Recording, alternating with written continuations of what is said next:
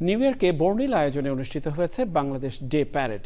বিশ্ব দরবারে বাংলাদেশের ইতিহাস, ঐতিহ্য ও সংস্কৃতি তুলে ধরতেই এই আয়োজন বলে জানান আয়োজকরা। নিউ ইয়র্ক থেকে রাশেদ আহমেদের পাঠানো তথ্য ও ভিডিও চিত্রে ডেস্ক রিপোর্ট।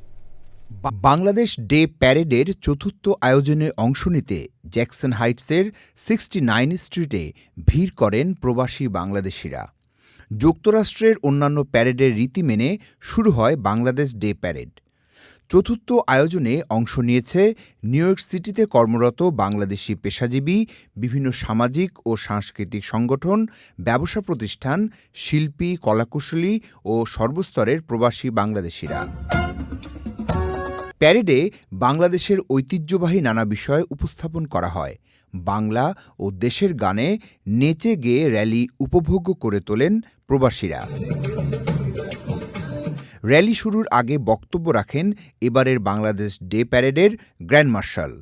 এই প্যারেডের মধ্য দিয়ে এই কমিউনিটির ঐক্য, সম্প্রীতি, ভ্রাতৃত্ব আমাদের আরো সুদৃঢ় হবে। যে আজকে এই প্যারেডে অংশগ্রহণ করতে আসছেন সব দল মত নির্বিশেষে আপনাদেরকে আমি আন্তরিক ধন্যবাদ জানাচ্ছি। আয়োজনে অংশ নেন বাংলাদেশ কমিউনিটির বিশিষ্টজনেরা। দেশকে ভালোবেসে প্যারেডে অংশ নেয় সকলকে ধন্যবাদ জানান আয়োজক committee. We are honored to have our Congresswoman Grace Mann.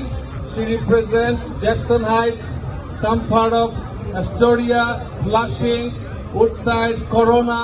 And she is our congressman, sitting congressman. She has done tremendous job for Bangladesh community. আজকে আমরা নিউ ইয়র্কের বুকে এত সুন্দর একটি প্যারেড করতে যাচ্ছি চতুর্থবারের জন্য। আপনারা যে স্বতঃস্ফূর্তভাবে এখানে এসেছেন, এসে এই প্যারেডকে সাকসেস করে তুলেছেন, এটার জন্য প্যারেড কমিটির পক্ষ থেকে সকলকে ধন্যবাদ জানাই। আমাদের কিন্তু এই প্যারেডে প্রথম শর্ত হলো কি জানেন, আমরা বাংলায় কথা বলবো, ভাষায় আমাদের ছেলে মেয়েদের সাথে বাংলা কথা বলবো, আমাদের ছেলে মেয়েদেরকে বাংলাদেশের ইতিহাস ঐতিহ্য তুলে ধরবো। আয়োজনে অংশ নিয়েছে স্থানীয় রাজনীতিবিদ ও অন্যান্য কমিউনিটির বিভিন্ন সংগঠন। Central desk, channel I.